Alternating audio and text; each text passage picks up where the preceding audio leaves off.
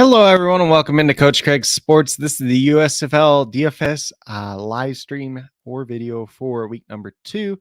So what I'm going to be doing in this video, first of all, going to be going over a little bit of a recap of last week from week number 1.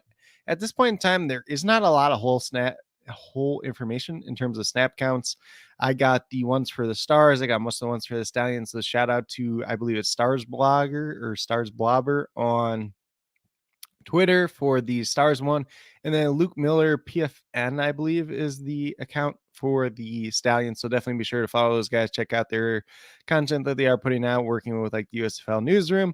They kind of been charting some of the stuff themselves. Sounds like PFF should have stuff moving forward. So week 2, hopefully we have all that information. I will share the ones that I do have and kind of just some general thoughts from week 1 in terms of the recap. Then we'll move over to week 2, go through my sheet, kind of where I'm at in terms of picks, whether I play them in cash or GPP or as a pay down option just in general. And before we get started, I just want to apologize. For some reason, it got set up as 11:30 p.m. instead of 11:30 a.m. Obviously, my Twitter post, my Facebook post had it all listed as 11 a.m. So if anybody was confused by that, I do apologize for that. But I do appreciate you checking out the content as always. But without further ado, we'll get into kind of this recap from last week. So we'll talk a little bit about it. Obviously, we'll talk through some injuries with the recap and my sheet just in general. But the Birmingham Stallions are the first team that we have. This is the USFL DFS stats sheets that I do have. I put it up on my Patreon as well every single week and everything else like that. I do different tabs week to week and everything else like that. So Jamar Smith did get the start at quarterback. He ended up injured in this game, hurting his fingers. So Alex Magoo, we're seeing a split, or we were going to see some type of split either way probably, but Alex Magoo got about 42% of the pass attempts, 52% for Jamar Smith, who did hurt his finger. He's been listed as out for the season now. So Alex Magoo is going to be their primary starter. Once again, he's going to be a pretty strong play, but he had a 7 out of 11 pass attempts, 1 touchdown, 68 passing yards. He ran the ball 6 times for 51 yards as well, 27% carry share there. Kind of the big thing out of the backfield was that CJ Maribel was playing ahead of Bo Scarborough. Bo Scarborough is now injured with a knee injury and placed on IR. But CJ Maribel had 41% of the carries in this game. Marlon Williams had a couple carries. Davion Davis had 1. Marlon Williams is also injured in this game, tore his Achilles, and he's going to be done for the year as well. So a lot of injuries for this Birmingham Stallions team just in general as we're talking through it. In terms of the receiving game, Bo Scarborough had 1 target out of the backfield for a 4% target share. He only played 17% of the snaps. CJ Maribel played 85% of the snaps. Like I said, Scarborough is going to be on the IR. So it's going to be Zaquandre right behind CJ Maribel this week. We'll see what type of split that looks like. Maribel did have 4 targets out of the backfield for a 16% target share. Obviously, he's the back that can work in, that dual purpose way of receiving and running the ball. Bobby Holly, the fullback, 17% of snaps, but he is also injured. He will not be playing in week number 2. So they did bring in, I believe it was LaMichael Petaway, who did play with the Michigan Panthers last year. He's kind of a fullback tight end hybrid type of guy, but he's going to be inactive this week, I do believe. Marlon Williams played 52% of the snaps. He was playing almost every single snap until his injury. 4 targets for a 16% target share. So obviously he was pretty involved, pretty active in this game. And then he did have the 2 carries. So his absence will be a pretty major one, but looks like they should have Adrian Hardy back this week, who missed last week with the knee injury. We'll see if he's limited in any type of way. The major beneficiary after Marlon Williams left the game was Davion Davis. He played 62% of the snaps. Deion King played 60%. And then we had 4 targets for Davion Davis. He had the 1 carry out of the backfield as well. And then we saw kind of a little bit of a split too. Austin Watkins, 56% of snaps. He did have the 1 long touchdown. A guy that played it, obviously, his ball at UAB. Former, he's the cousin of Sammy Watkins. Not sure that was so hard to say, but guy that does have some talent, a guy that I did like coming out of college. Myron Mitchell, his former teammate, played 44% of the snaps. Michael Darius, 23% of the snaps, so not really expecting too much from him at this point in time. So mainly the guys that we're going to see out on the field, probably the most, going to be Davion Davis, Deion Kane, Adrian Hardy, Austin Watkins, and Myron Mitchell. Probably focus the most on Davion Davis this week out of that receiver core, but we'll get talking a little bit more about that. Jay Sternberger played 85% of the snaps. He had a 20% target share with 5 total targets. He did have 62 yards and a touchdown as well. So very involved in their game. He's going to be out there more often than not. Thaddeus Moss didn't play week 1, but he is active for this game coming up in week number 2. Then we move down to the Houston Gamblers. So we saw a little bit of a quarterback split here. Don't have the snap counts for this game, unfortunately, but all the pass attempts went to Kenji Bahar. He had 2 interceptions and a fumble in this game. Terry Wilson did have 2 carries for 7% of the carries, and Kenji Bahar also had 2 carries for 7% of the carries. The main workload back for week number 1 was TJ Pledger, who did have the 2 rushing touchdowns on 16 carries, 60% of the snaps. And then we saw, about 26% of the snaps for Devon Whaley, who was 7 carries, 30 yards there. But we got news that Mark Thompson will be active this week. Whaley is going on the inactive list. So it'll be interesting to see the split between Thompson and Pledger. Probably more of a 50-50 split with TJ Pledger being more of the pass catching back. Speaking of pass catching back, he had about 23% of the target share in week number 1 with 5 targets out of the backfield. So it was very involved in that regard. Their wide receiver room was very, very split up. They were rotating a bunch of different guys. You see here a bunch of different guys with 3 targets, including Teo Redding, Anthony Retief Williams, Justin Hall, Chike Kism, and Josh Peterson. So those are going to be kind of hard to tell. Probably not playing anybody this week from this Houston pass catching game. If there's somebody that really stands out, probably going to be Justin Hall at that flat minimum price tag once again. We saw Clint Sig, Brandon Barnes both get 1 target out of the tight end position as well for 5% target share, but not too much that we're looking for out of this Houston team overall. They were the most run heavy team in week number 1 as well. So we'll see what this offense looks like moving forward. They also did bring in Isaiah Zuber, who was with the team last year, but it is a different coaching staff, different offense. So we'll see what that looks like moving forward. Moving down to the Memphis Showboats. It was mainly the Brady White show in week number 1. 85% of the pass attempts, 15% of the pass attempts did go to Kelly pretty well with 182 passing yards, 2 touchdowns, 1 interception. Did run the ball 4 times, for 29 yards, 19% carry share at that. And then we saw Alex Counts take most of the carries out of the backfield, 67%. He had 63 yards, and the touchdown was very involved there. David Ham, just the 2 carries for 10% carry share, only 1 yard rushing on the ground. Derek Dillon did get a carry from the wide receiver position, but he's inactive for week number 2. And then Alex Collins out of the backfield, 28% target share, 9 targets, caught 5 of them for 25 yards. So he is going to be one of the main workhorse backs, at least in XFL at this point in time. Then for the wide receiver position, Derek Dillon, 12.5% of the target share, 4 targets in total. Only a 3% target share for Osiris Mitchell, who could potentially take a step up this week in place of Derek Dillon, who is likely out this week. He has been moved to the inactive list. And then we had Rashard Davis, kind of their big play threat.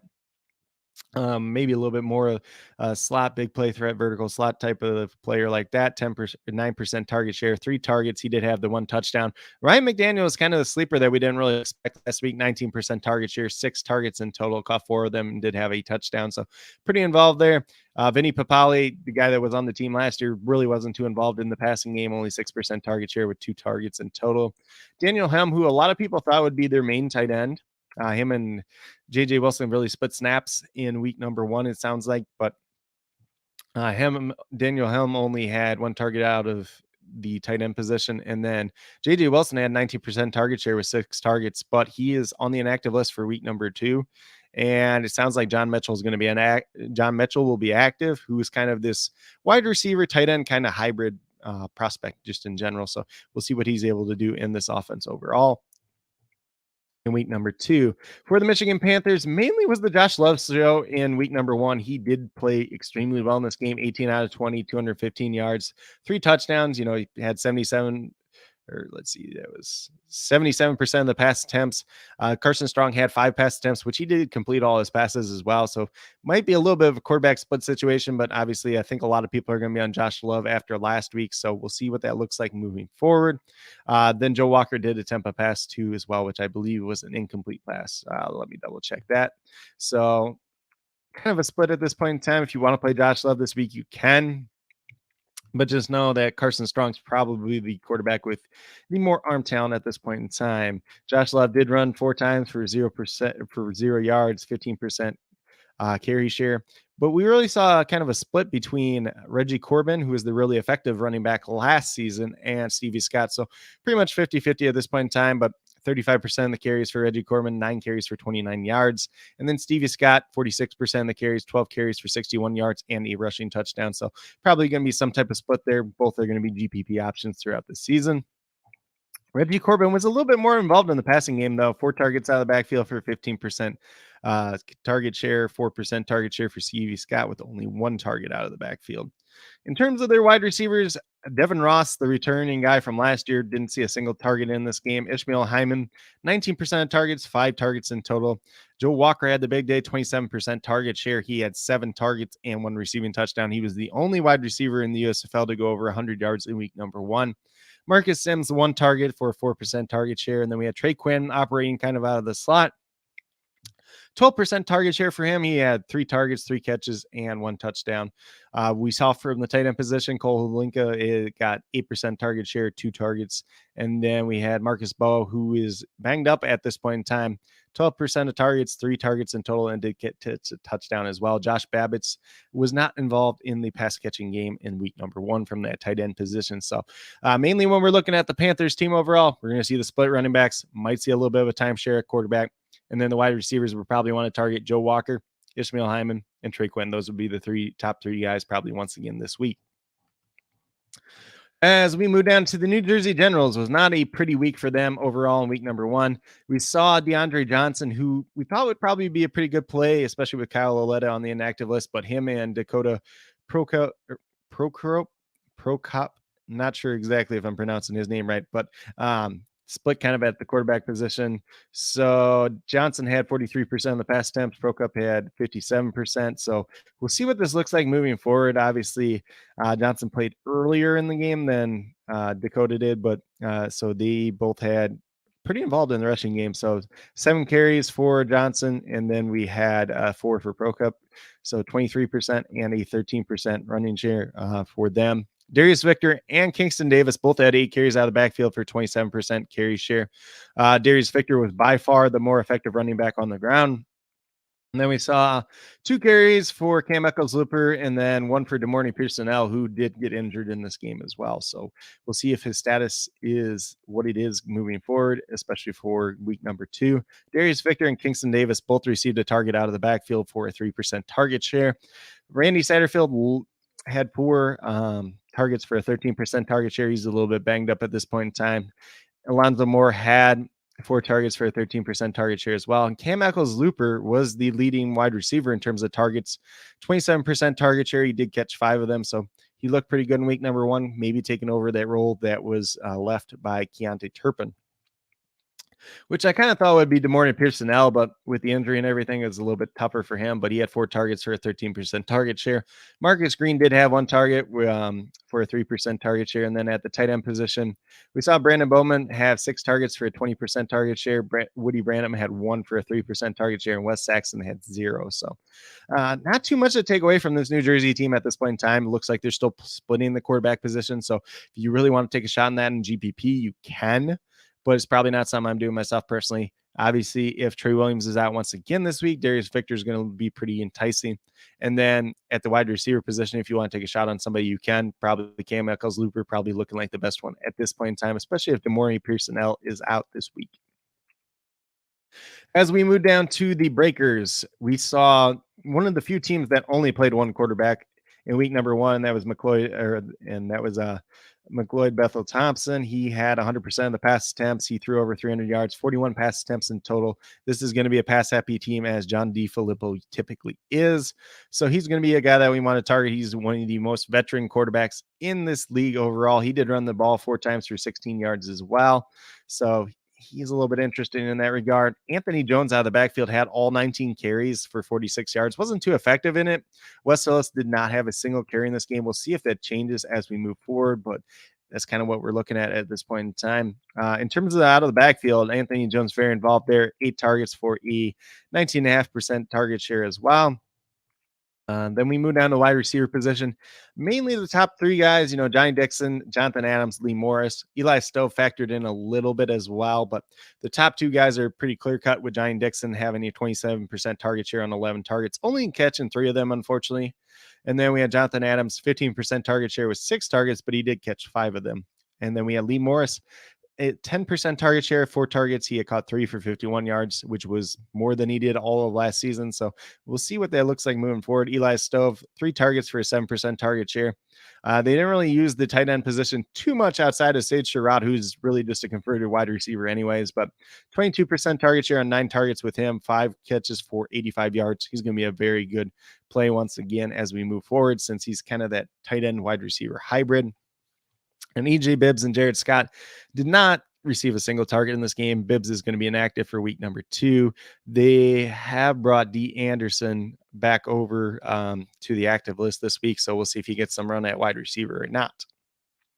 Then we're going to move down to the Pittsburgh Maulers, who looked like, honestly, one of the worst teams in week number 1, which is pretty much what they were all last season. James Morgan, former 4th-round pick of the New York Jets, didn't look too good. 6 for 15, only 58 yards. Didn't throw a pick or anything, though, but just wasn't that great. Troy Williams behind him, 4 out of 12. So kind of a quarterback split here at this point in time. We'll see if that maintains or not. Both guys did run the ball once for a 5% carry share. This backfield was very split up once again. Dre London had 6 carries, 32% carry share. Garrett Groshek had 8 carries for a 42% carry share. Neither was very effective. Dwayne Gary was their most effective running back, 3 carries for 31 yards, 16% carry share. Garrett Groshek is dealing with a foot injury at this point in time. If he does miss this week, then maybe we have some interest in Dwayne Gary as kind of a pay down option, but it's kind of an ugly offense, kind of a weird split at this point in time as well. In terms of the receiving game, Groshek didn't receive a single target, but London and Gary both got 1. They didn't catch it. So the fullback, Mason Stokey, also received another target out of the backfield. Samson Nakua, kind of one of their, further down wide receivers, he received 1 target, but didn't do anything on that target. Mainly, they're focused on their top 3 wide receivers. Again, 26% target share for Trey Walker, 26% target share for Bailey Gaither. Both received 7 targets. Both only caught 3, though, unfortunately. So they're going to be kind of main options once again this week. Isaiah Heaney did have 4 targets for a 15% target share, but didn't catch a single one in week number 1. Xavier Lewis was also around, but didn't do anything. In terms of the tight end position, Artavius Lynn had 5 targets, so maybe they'll involve him a little bit more this year. He's kind of big body blocker type, but does have a little bit of athleticism at that too. So we'll see how involved he is just in general.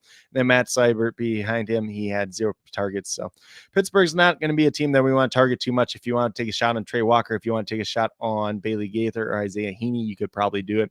Maybe if you want to take a pay down option on Dwayne Gary this week, especially if Groshek's out, you could take a chance on that as well. Then we get down to the Stars, who are the last team. Case Cookus, he played 100% of the snaps, 2 to 100% of the pass attempts. He ran the ball 7 times for 31 yards, so about 29% target or carry share there. So a little bit more involved in the running game than we kind of expect. He's a little bit banged up this week with a leg injury, though, but still expected to play. Then we have Dexter Williams getting 9 carries for 11 yards, 1 touchdown. Him and Colburn kind of split overall in week number 1. Colburn had 21% of the carries. And then we had 3 carries for Chris Rowland, so he was a little bit involved in that game, lining up in the backfield some as well. In terms of the total overall snaps, Colburn played 43%. Dexter Williams played 42%, so pretty even split there. 3 targets out of the backfield for Dexter Williams, 4 for Matthew Colburn, where he did have a receiving touchdown as well. Moving down to the wide receivers, the main guy that was out on the field more times than not was Devin Gray, who 97% of the time, 31% target share with 9 total targets. I will mention that last year when Philadelphia did play, it seemed like every other week it was a different guy for their top wide receiver. One week it was Jordan Sewell, one week it was Devin Gray. The next week, Bug Howard had the big game. So just keep that in mind as we move forward. But definitely a good sign for Devin Gray. DeAndre Overton played 83% of snaps, had 3 targets for a 10% target share. Jordan Sewell only played 32% of snaps, but he was full go in practice the other day with his hamstring injury. Was a little bit banged up last week. We'll see if he plays more snaps this week or not. And then Samuel Akeem played 15% of snaps, didn't have a single target. Chris Rowland, who we did talk a little bit about already, played about 47% of snaps, 4 targets with a 14% target share, but he is banged up this week. So we'll see what that looks like moving forward. And then Corey Coleman played 92% snaps, 4 targets for a 14% target share. So he's going to be very much in play once again this week. In terms of the tight ends, Pro Wells was the main guy, 47% of snaps. He had 1 target for a 3% target share. And then Lawrence Delabata played 2 snaps for 3% snap share just in general. But that's kind of a recap, just kind of going down through it. And as I mentioned, for week 1, there's not a lot of snap count data. Trying to dig through some of that, find all that information myself personally. If I do get any more before week 2 starts, obviously it will be in the sheet on my Patreon page. But week number 2 sounds like PFF should have some stuff and be able to pull from there. So a little bit trickier for week number 1, week number 2, but week 3 and forward should be a little bit better just in general. But that's kind of what we have in terms of the recap at this point in time. Going to move over to my USFL DFS sheet for week number 2. This is also on my Patreon, but and it was updated as the days move along, as we get more information and everything else. So moving through kind of the Stallions, we talked a lot about some of these teams already. So Jamar Smith is on IR, supposedly done for this season due to a left finger injury, left ring finger, I believe it was. So that leaves Alex Magoo as kind of the clear-cut starter for the Birmingham Stallions. He's a guy that does have really good rushing upside. He's $8,400. He is definitely a cash game play this week. Probably going to be one of the more popular quarterbacks just in general. Has some NFL experience as well. Jalen Morton should be behind him this week at $6,000. They did sign Kyle Slaughter earlier today. He is on the inactive list for this week. So he's a guy that does have NFL experience. He's got a lot of spring league experience too as well. But I assume that this is Alex Magoo's job to lose for the foreseeable future. Then Bo Scarborough was placed on IR as well. So it looks like CJ Maribel probably the lead back in this situation, $7,500. You could probably roll him out in cash if you really want to this week. Otherwise, a strong GPP play. Behind him is Zaquandre White. A guy that had played all right at times for South Carolina, was at Florida State before that, was on the Dolphins practice squad for a little bit. So there is some upside there with him, but just a little bit riskier since he's kind of new to the team at this point in time. Don't mind Maribel. If you want to take a shot on White as kind of a pay down contrarian option, you can definitely do that. Bobby Holly, the fullback, is out due to a pectoral injury. The top wide receiver, once again, Marlon Williams, tore his Achilles. He's on IR and he's done for the season. For the wide receiver position, they do supposedly get Adrian Hardy back. He is technically questionable due to his knee injury, but was moved back over to the active roster today. So I assume that he's going to play this week. $3,500 looks like a pretty good pay down option. Pretty much here for the Stallions team, you're just taking shots on some of these wide receivers. Hopefully you're picking the right one, whether it's him, Austin Watkins, Myron Mitchell, Davion Davis. Davion Davis is probably the most logical one that makes sense this week, since he played most of the snaps, played in that similar role to Marlon Williams once Williams was out. Deion Kane, $6,700. You can throw him out there in GPP. He's obviously played a handful of snaps, but they're kind of rotating these guys at this point in time. Jay Sternberger at tight end, $4,700. Obviously had the pretty good week 1. If you want to roll him out in week 2 as a GPP option, feel free to do so. Obviously, Thaddeus Moss will be active this week. Like I said, they signed LaMichael Pettaway to kind of take over that Bobby Holly role, but he's inactive for this week. He's obviously now in DraftKings as well. So mainly from Birmingham, we're looking at Alex Magoo's pretty strong cash game play. CJ Maribel is going to look like a pretty strong play, and then kind of mix and match at wide receivers, the guys that you do like for this week. Moving down to the Houston Gamblers, probably not too much that we want to talk about from this team, but Kenji Bahar was dealing with a foot injury, missed a couple days of practice, but he is probable to play this week. So not really too worried about him. Terry Wilson is behind him. Like if we get news like pregame that he's not playing and Terry Wilson starting, maybe as a GPP option, you could use Terry Wilson at $6K. He's a guy that is a very mobile guy just in general. But at running back, probably going to be more of a split this week with Mark Thompson and TJ Pledger being the two active backs. If you want to play either one in GPP, you could definitely do it. Pledger would be my preferred option, but probably going to be the more popular option as well, since he's coming off that strong week number 1. At wide receiver, like I said, they're mixing and matching all these guys quite a bit. Really, the only guy we might get to, Tail Redding, is a GPP option. Justin Hall is a GPP paydown option. Not really interested in any of these tight ends at this point in time. Brandon Barnes, Clinton Sig, Josh Peterson, they're kind of rotating all of them as well. Oh, I forgot to mention the defense for the Stallions too. So the Stallions are playing against Memphis this week. I did list them as a GPP option, but they are facing a couple injuries on their defense too as well. So maybe they'll be a little bit more popular. Maybe it's one that you want to fade just in general. The Gamblers are going against New Orleans, who is the high passing volume team once again. More of a contrarian option if you really want to play them, but not really chasing Houston this week in general. For the Showboats, looks like Brady White should get the start once again. He's $9,000. If you want to roll him out in GPP, you can. They still said at least early on in the season, they want to kind of rotate these quarterbacks a little bit. We saw Cole Kelly play a little bit last week. He's on the inactive list this week. Ryan Willis is active, so I assume that he's going to get a couple drives here and there. So could limit the upside of Brady White. And if Brady White sucks or doesn't play very well, then Ryan Willis could definitely enter the game. So a little bit more risky there. Obviously, a GPP option just this week in general. Then we have Alex Collins. He's $8,500. One of the most productive, one of the running backs that had the biggest workload in week number 1. Obviously, he has that NFL pedigree. He's going to be a cash game play this week at $8,500. Justin Stock for the showboats too. Most of these guys that are on the inactive list are from last week, although Derek Dillon is on the inactive list. He's dealing with a hamstring injury. They did cut DJ Myers this week, who was another one of their wide receivers. John Franklin and Don Mitchell both activated today. They are not on the inactive list. And then, like I said, JJ Wilson was moved to the inactive list. So when we're looking through these wide receivers, if you want to go to GPP option and Rashard Davis, Ryan McMichael at $3,900 looks like a pretty good pay down option, maybe a cash game potential play as well this week. So that's kind of where we're at with Tampa Bay. If you want to take a stab on John Franklin, if you want to take a stab on Cyrus Mitchell, you could do it as well. And then their defense, they're playing against Birmingham this week. Alex Magoo is a very capable quarterback, so I don't really have too much interest in the Showboats defense just in general this week. For the Panthers, we don't know their inactive list technically yet, so I just kind of kept the same guys that are there already. But Carson Strong, Josh Love, that situation. If you want to roll Josh Love out in GPP, you can do it. I expect that he's going to be pretty popular coming off the really strong week in week number 1. But, if he comes out and he plays poorly, they don't really have any hesitation to go to Carson Strong as well. Both Reggie Corbin, Stevie Scott are going to be GPP options. Corbin's probably the guy I get to a little bit more this week just because I think more people are going to be on Stevie Scott after scoring the touchdown last week. In terms of the wide receivers, Devin Ross, we don't really have much interest in at $7,200. Ishmael Hammond's kind of a GPP option. Joe Walker looks like a decent cash game option at $7,400, being their leading receiver just in general. And then Trey Quinn is a pay down option, cash game option. If you want to roll them out at $3,800, do not have a problem with that whatsoever.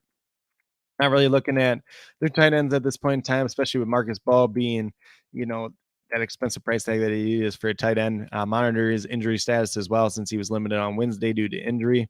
The Panthers defense is playing against Philadelphia, one of the pass happy, flying offenses in this league. So not really trying to get to them, although the Panthers do have a decent defense overall.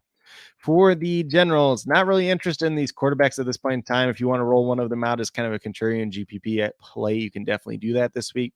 Assume that Kyle Ouellette is probably inactive once again this week. Darius Victor, GPP play, maybe a cash game play if we do get news that Trey Williams is out.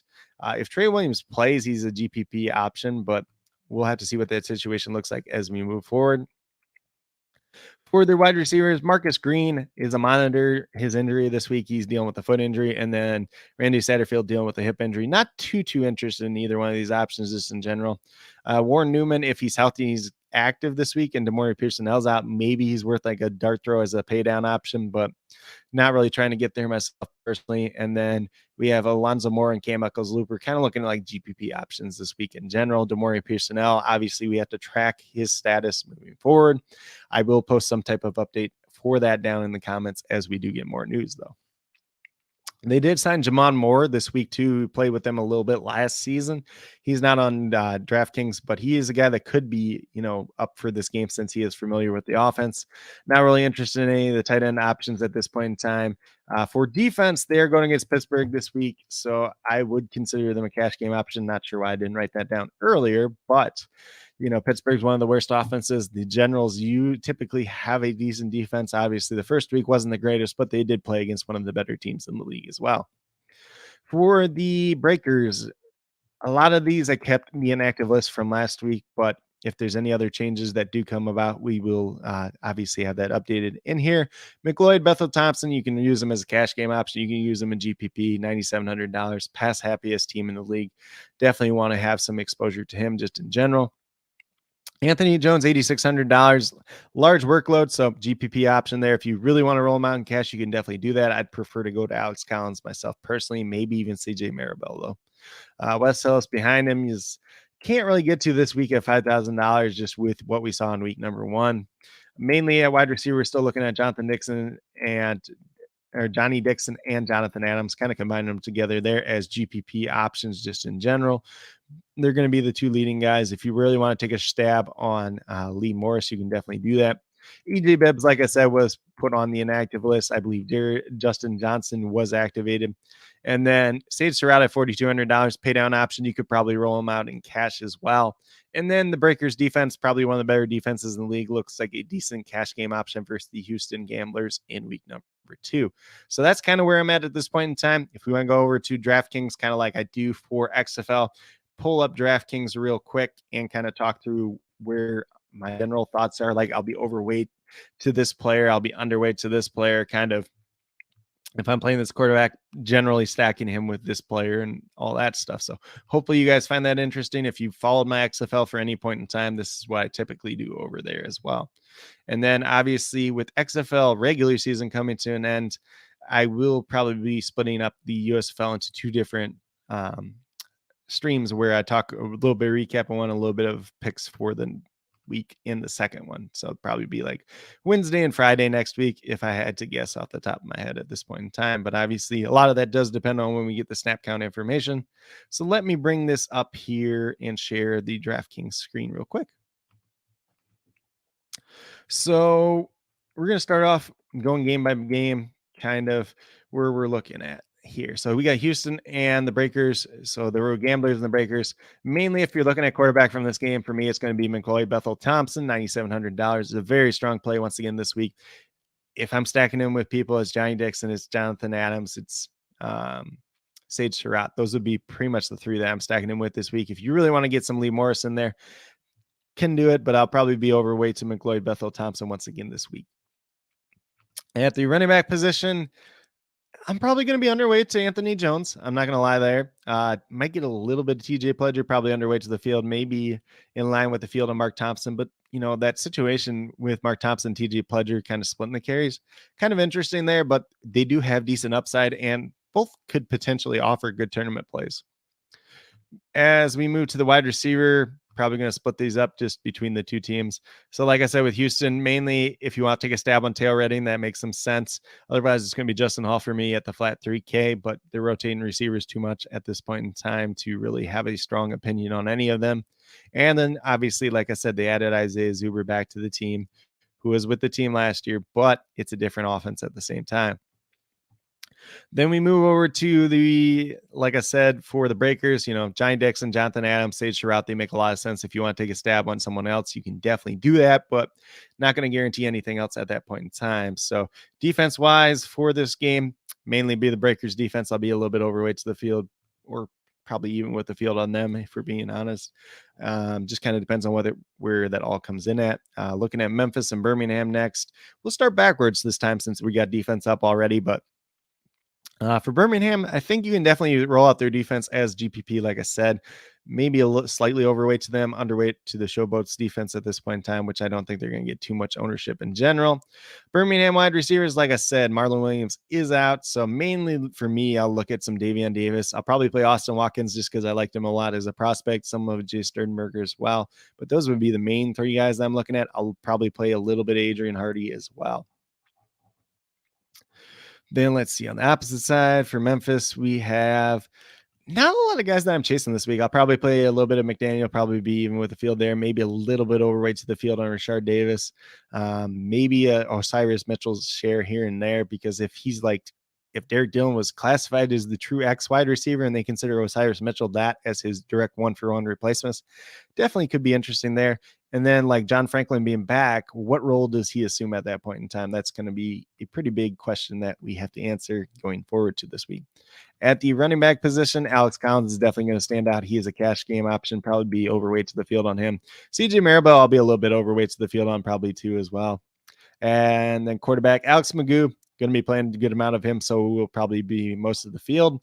And then Brady White, I'll be underweight to the field because I think people are just going to be a little bit overweight to him this week after the good week number 1.